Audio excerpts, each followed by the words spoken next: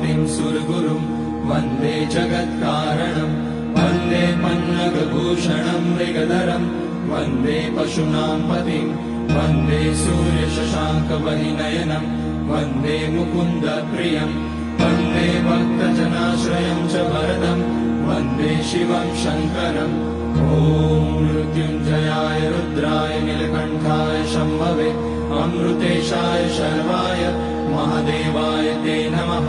नमस्तेऽस्तु भगवन् विश्वेश्वराय महादेवाय त्र्यम्बकाय त्रिपुरान्तकाय त्रिकाग्निकालाय कालाग्निरुद्राय नीलकण्ठाय मृत्युञ्जयाय सर्वेश्वराय सदाशिवाय श्रीमान् महादेवाय नमः। ॐ नमः शम्भवाय च मयोपवाय च नमः शङ्कराय च मयस्कराय च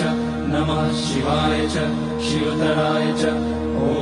त्र्यम्बकं यजामहे सुगन्धिं पुष्टिवर्धनम् उर्वारुकमिव बन्धनान् मृत्योर्मुक्ष्यमामृतात् नागेन्द्रहाराय त्रिलोचनाय